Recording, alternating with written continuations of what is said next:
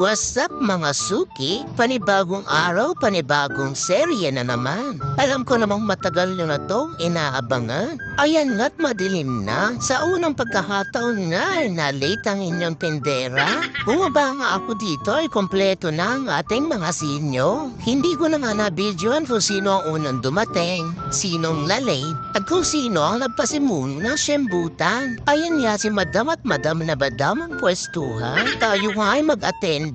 Ayan si Kaitel, si Taeba, si Mamo, Lola Isti, Chong Anton, at ang nagtatalop ng mangga, si Lola Pinky. Pero parang may absent pa din. Malalaman natin mamaya kung siya ba ay hahabol. Flex ko lang yung pitchel na gamit.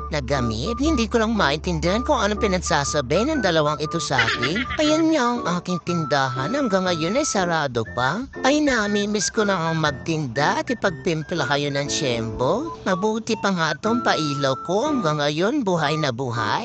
At salamat nga pala sa nagdidilig sa aking mga halaman. Sa inuman nga ng mga senior ay hindi pwedeng walang tagapulutan. Ay tingnan niya naman si Ate Marie Chris at napakalakas pumangas ng mangga.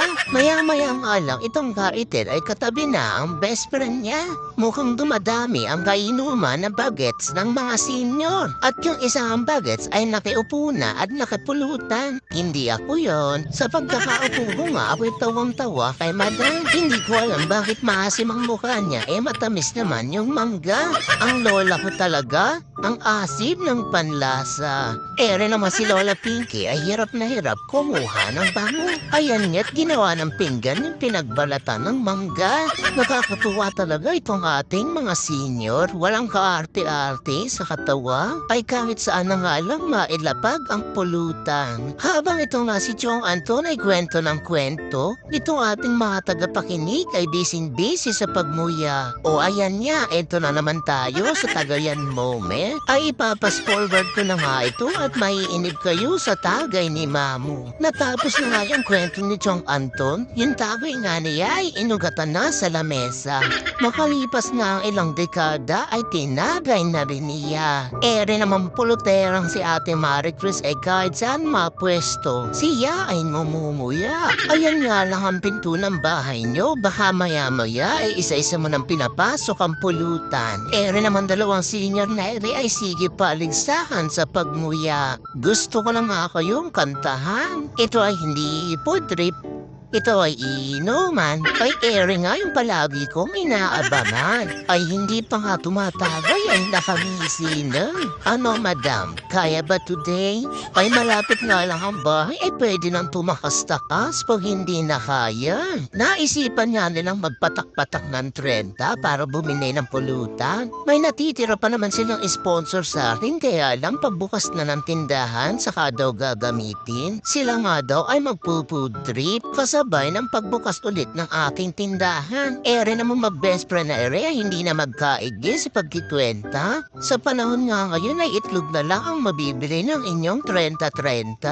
Ayan nga si Madam at kumuha pa ata ng barya sa kanyang alikansya. Ano po, okay na ba? Makakabili na ba ng pulutan? Ay mukhang kailangan niya na nga talagang bumili. Ay naubos na nga ni Ate Marie kasi itong pulutan ninyo. Kaya nga't maantala ko palang pagsubok. Ayan nga't kunwari chumichismis. Maya-maya nga lang ay ngunguya na ulit yan. Ano Madam, ang tibay mo today Anong oras na? Bakit hindi ka pa tumatakas? Siguro iniintay mo ang BFF mo no? Sa part nga na to ay nagpaalam na ako, uuwi muna ako. Nang biglang may dumating. Sabi ko na nga ba, hindi pwedeng absent si Lola Kita. Malilate nga lang yan, pero darating yan. Ayan nga't nag-aantay na lang ng tagay si Lola Kita. Akala nga niya ay kanya na yung tagay na yun. Siya nga ay lasap na.